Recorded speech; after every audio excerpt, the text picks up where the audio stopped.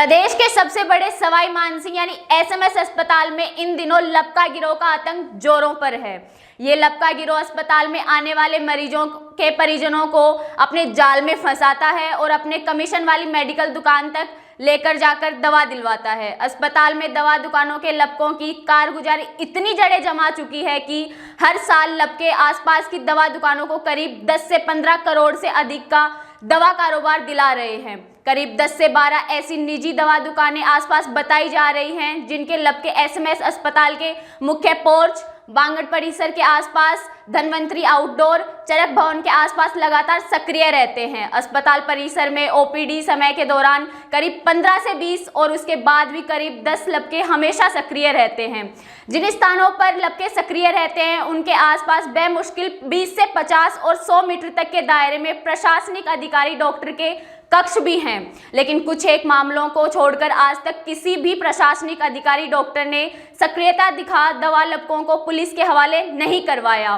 कुछ समय पहले अस्पताल प्रशासन ने अस्पताल को जोन में बांटकर अस्पताल के प्रशासनिक अधिकारी, डॉक्टरों का क्षेत्रवार कार्य विभाजन कर दिया था। ये अधिकारी अस्पताल में मौजूद रहकर अपने क्षेत्र में भी घूमते हैं। जानकारी के अनुसार दवा दुकानों की ओर से लपकों को कमीशन के आधार पर नियुक्त किया जाता है। जो लपका मरीज के परिजनों को जाल में फंसाकर दवा दुकान तक ले जाकर दवा दिलवाने में अधिक सफल होता है, उसका कमीशन उसके बिल के आधार पर बनता है।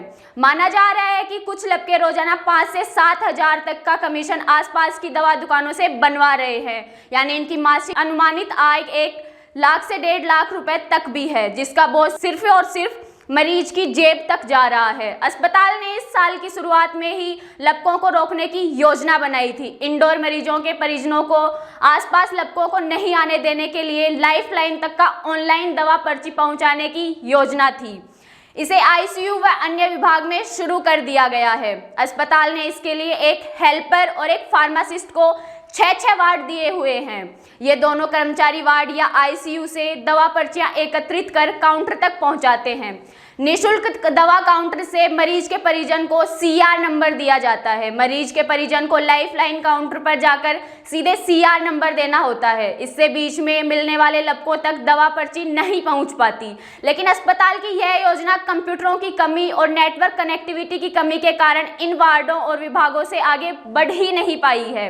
ऐसे में रोजाना लपके ग्रामीण परिवेश से आए हुए मरीजों को सस्ती दवा दिलाने का झांसा देकर मोटा बिल तो बनवाते ही हैं, साथ ही अपना कमीशन भी जमकर वसूलते हैं। मरीजों ने अस्पताल प्रशासन से लगातार इन लपकों पर कार्रवाई करने की मांग भी करते हैं, लेकिन सरकारी मशीनरी की ढिलाई और शायद मिलीभगत के चलते इन पर कोई ठोस कार्रवाई नहीं हो पाई है।